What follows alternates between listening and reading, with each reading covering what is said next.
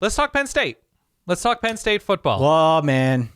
You want me to go to that register Did you see again? Pat Narduzzi called them like a baby offense? Did you see that Baby today? offense. Yeah, when he was talking about it's a one-word offense. one word. Now, Christian Veo finally gets to play in a big boy offense. Yeah, in a big boy offense. Then he came out after the fact and clarified that he didn't intend it as any kind of. I love Pat Narduzzi giving 0 Fs. He's great. It's the best story in college football. I know, he's good. He just doesn't care. I love it. He's gonna bring his transition lenses to game day one day, and it's gonna be great. So Penn State, man, look, I can't even hide my optimism for Penn State this year. 11-2 last year. Their only losses were against Ohio State and Michigan. The Michigan game was never close. The Ohio State game wasn't really either, but it was not quite as lopsided, let's say, as the Michigan game. The most fascinating thing about Penn State in 2023 is that this is the best team James Franklin has ever had. In his time at Penn State, this is going to be his 10th year. This is the best team he's ever freaking had. It's the best preseason team. Best preseason team, thank you. Okay. Important point of because they won clarification. the Big Ten. They've won the Big Ten, Best preseason team he's ever had. If Drew Allar lives up to the hype, who knows, man? Who knows? Okay. Who knows what the heights are of this team? My optimism stems from the fact that this team has a really good offensive line coming into the season, which is not something I can ever remember saying in my time on this podcast, which I started with you way back when in 2008. Yep. I've never once said the offensive line is something I'm excited about this year. Never. That's fair. So I am pumped because there are 4 starters back. Olu Fashanu is the big name up front. He would have been a first-round draft pick. He got some first-round steam, but he decided to come back and get his degree and help build this team forward. The line stats that I looked at, the ones that you have access to, they all project forward a line that's got a lot of experience, but has some work to do in terms of run blocking, right? They could do a lot better in terms of run blocking, but still, if you look at what they did last season, this was the 11th most explosive rushing team. Wow. Which tells me that the running backs, two true freshmen, Katron Allen and Nicholas Singleton, are really freaking good. Yeah. Agree. Really freaking good. So if the line gets a little bit better, if the running backs are still as dynamic as they were last season, we have no reason to think otherwise. This is going to be a really good offense that is built around the run. And then if you layer in Drew Allar, my guy, Drew Allar, suddenly we're talking about an offense that's got some serious pop. Now, I wanted Allar to play last year. Yes, you did. Knowing even knowing what I know now, I still would have played him last year because I thought there was a definite ceiling on Sean Clifford. And by the way, that's an 11-win team from last year that won the Rose Bowl over Utah. Okay? Correct. So they're pretty good in their own right, and Sean Clifford broke like every passing record. But Drew Allar just gives them something more, man. He gives them more of a downfield threat. Sean Clifford, if you look at his air yard stats, 7.7 air yards per throw. On the whole, that was like outside the top 100 for this passing offense last season. Drew Allar can be the X factor. He's bigger. He's got the stronger arm. He can move.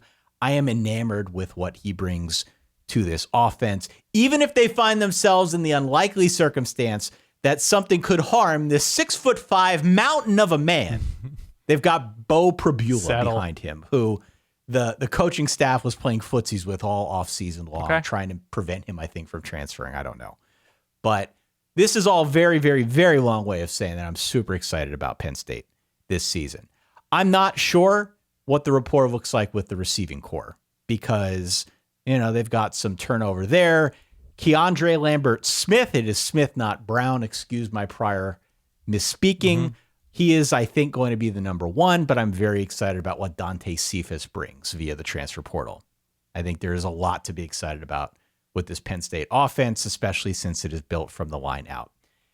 Defensively, they should still be pretty solid. Defensively, this is maybe a nose better than Ohio State. Could be. In terms of At defense. its best. Yeah, there's a lot of star power. The star power that I want everyone on this show to know about. You and everybody listening. You have my attention. Danny Dennis Sutton, DDS. Okay. Get yourselves used to DDS because he's going to be a star this season along the defensive line. Adisa Isaac, Chop Robinson also back along the line. Ferocious pass rush incoming for the Penn State Nittany Lions. I love Abdul Carter at linebacker. Joey Porter is gone, but Kalen King is still there, one of the 3 best corners, defensive backs in the league. The question really boils down to this, and I probably could have saved y'all a bunch of time just by starting here. Can they beat Ohio State? Can they beat Michigan? Yep. That's it. They look like they were good enough. That's the question. Look, they look like they were good enough to beat Ohio State last year. They absolutely look like they were a good enough team. Sean Clifford made 2.5 to 4.5 throws or something where you're just like, those are throws that a quarterback would throw if he was determined to lose a game. Exactly right. And so you couldn't be more right. And so other than outside of his specific decisions in those specific moments in the first quarter and a half, Penn State did plenty to win that game. Unfortunately, again, every play matters. And so you cannot say that about Michigan, though. They did not look like they belonged on the same field as Michigan last year. No, that game was never close. No. I mean, it was close, I think, at halftime, but even that was kind of a mirage. Right. The question of whether or not this Penn State team can beat Ohio State or Michigan is going to be with them all season long until they play one or two of those teams. Mm-hmm. If they emerge from the 2023 campaign with fewer than 10 wins and or a loss to both of Ohio State and Michigan, I think this will be a disappointing season. I really think expectations are on that level, and I don't think we're wrong to put them there. They got to beat one of those two teams. Yeah. They just got to. If they don't, then there's going to be a lot of disappointed fans out there. And I don't think that's overselling it because the schedule's really not that bad, Dan. They're going to manhandle West Virginia in week 1. There's no crazy run of games and back-to-back road spots. No murderers' rows. No wounders' rows, as we would say. There's a stretch early of Illinois and Iowa, which is extremely Penn State. And one of those two games, it's inevitable it's going to be closer than it should be. But anything less than 10-2, anything less than beating, Ohio State or Michigan, I think is a big-time disappointment with all the talent they've got back. Is there a little bit of Center County Clemson to Penn State? I had to look up which county State College was in for that mediocre Center, C-E-N-T-R-E. Yeah, Center County. Spelled like the English way. Yes, quite please, Center Court. What do you mean by that? Pop on offense. I don't think they have Will Shipley. I think they've got good running backs in Allen and Singleton. They have good running backs, maybe with the ceiling of great. We'll see. Singleton was, I think, the number 1 overall running back coming out of high school. He was. Obviously, there's some sort of crazy talent ceiling, likely, and he pops some big plays. So there is pop with him at his best. Receivers my question for Penn State because year over year, they are one of the very few teams in college football that has had a clear ace, a clear stud. KJ Hamler, Jahan Dotson, you go back to the Joe Moorhead years in, Chris Godwin, all these different guys, you go back even further than that, and Allen Robinson. Like, they've had this very quiet string of excellent top-line Big Ten receiver play. And when I look at the roster, and maybe it's Cephas, he's a smaller guy, though, not that Penn State hasn't succeeded with those guys. I wonder if there is that guy, and maybe to last year it was Parker Washington at his best. Yeah, it was. My question is there somebody obvious? Because Dante Cephas hasn't done it on this level. Tinsley was very good last year. Dante Cephas hasn't done it on this level. I mean, so that's what I wonder right now. Lambert Smith is kind of the presumed number 1. Is there a younger player? Is there an unexpected name that you secretly love? Like, that to me is it's not a concern. I'm not actually worried about Penn State, but that's my curiosity about where Penn State is. Like, do they have that gravitational dude in the way that Ohio State does? I think Michigan will end up having. Does Penn State? Yeah, I mean, and that is kind of the question, right? If we're talking about this hotshot quarterback stepping in, who are going to be the weapons out wide that we see emerge? I don't know.